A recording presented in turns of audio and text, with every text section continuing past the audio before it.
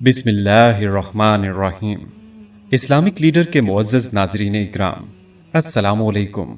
उम्मीद है आप खैरियत से होंगे और हमारी दुआ भी है कि अल्लाह पाक हमेशा आपको खैर व आफियत से रखे। प्यारे दोस्तों, माह रमज़ान में हम आपके लिए एक ऐसा ख़ास और एक बहुत ही मुजर्रब वजीफ़ा लेकर आए हैं जो इन लोगों के लिए है जो कर्ज़ों में डूबे हुए हैं और जिनको इसकी सख्त ज़रूरत है। बहुत से लोग ये शिकायत करते हैं कि इनके हाथ में पैसा नहीं टिकता, जो कमाते हैं खर्च हो जाता है।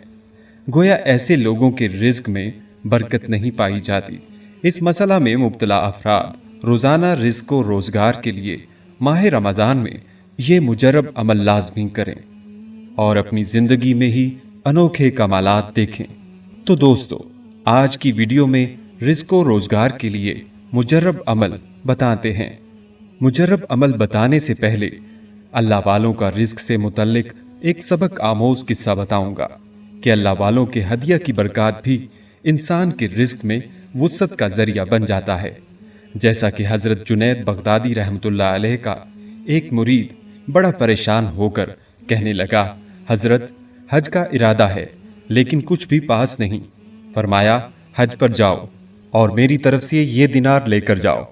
उसने कहा कि बहुत अच्छा। वो हजरत रहमतुल्लाह अलैह से दीनार लेकर बाहर निकला। अभी बस्ती के किनारे पर ही था तो देखा कि एक काफला जा रहा है। उसने भी काफला वालों को सलाम किया। उन्होंने जवाब दिया। पूछा, भाई बताओ कहाँ का इरादा है? उन्होंने कहा कि हज पर जा रहे हैं। उसने कहा, मैं भी हज पर जा रहा हूँ, मगर मैं तो पैदल चलूंगा।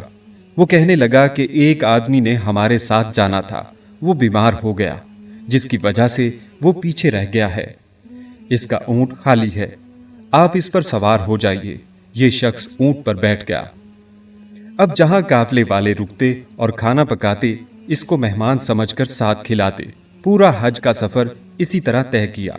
आखिरकार उनके साथ हज करके वापस आया और बस्ती के किनारे पर उन्होंने उसे उतारा।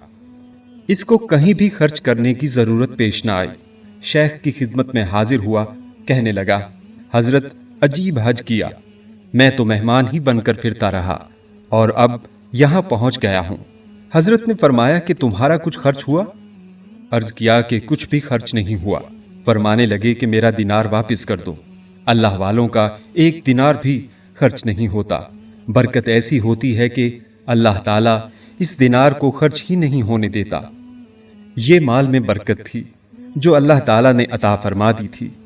बहुत से लोग ये शिकायत करते हैं कि उनके हाथ में पैसा नहीं टिकता। गोया ऐसे लोगों के रिज्क में बरकत नहीं पाई जाती। इस मसला में मुब्तला अफराद माह रमज़ान में रोज़ाना बाद अज़ नमाज फजर और इशा के 1100 मरतबा या गनी का विर्द करें तो इंशाअल्लाह रिज्क में बरकत होगी और पैसा भी टिकना शुरू हो जाएगा।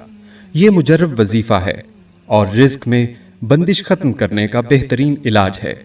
जो दुकानदार और ताजिर दफ्तर खोलने से पहले माह रमज़ान में 70 मरतबा या गनी पढ़ेगा तो इंशाअल्लाह कारोबार में बरकत होगी और कभी नुकसान ना होगा।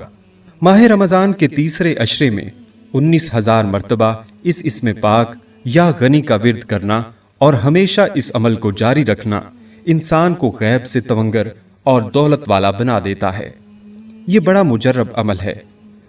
जिस शख्स की दुकान ना चलती हो या आमदन बहुत कम हो, या दुकान पहले बहुत चलती थी अब आमदन कम हो गई है, तो उसे चाहिए कि सुबह सुकून से रोजाना 1000 मरतबा या गनी का विर्द करे और इस दौरान कारोबार भी करता रहे।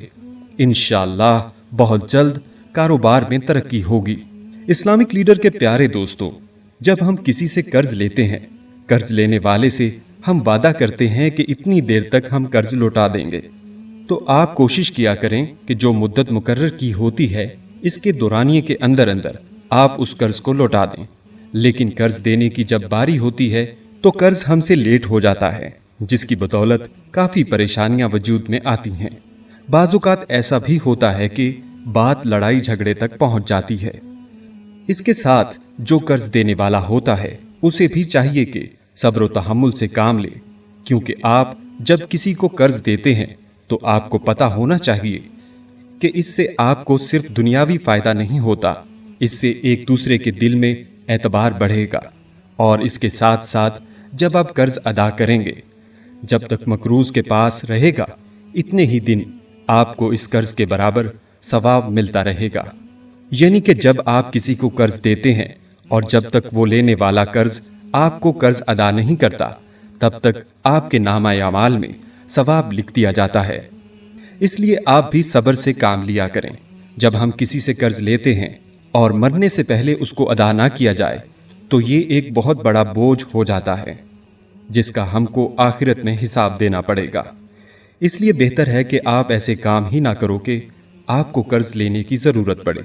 और अगर किसी से कर्ज लेते भी हैं तो इसको वक्त पर अदा कर दिया करें। माह रमज़ान में नमाज इशा के बाद आपने किबला रुख होकर बैठ जाना है और 11 मरतबा दरूद इब्राहिमी पढ़ लेना है। और ये दरूद वही है जो नमाज में भी पढ़ा जाता है। 11 बार दरूद इब्राहिमी पढ़ने के बाद आपने सूरह नसर, ये आपको पारा नंबर 30 में मिलेगी, इसको आपने पढ़ लेना है।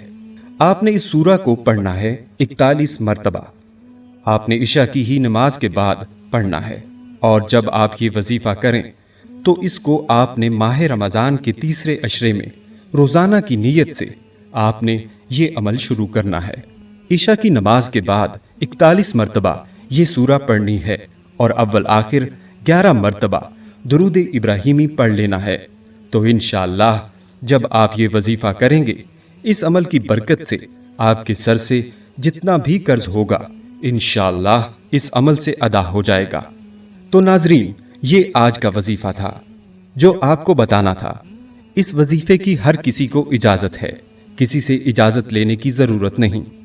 कोई भी ये वजीफा कर सकता है और इंशाअल्लाह इस अमल की बरकत से आपके ऊपर जितना भी कर्ज होगा अल्लाह पाक अदा करने में आपकी गैबी मदद फरमाएंगे। दुआ है अल्लाह हमें माह रमज़ान में इन अमाल को करने वाला बना दे।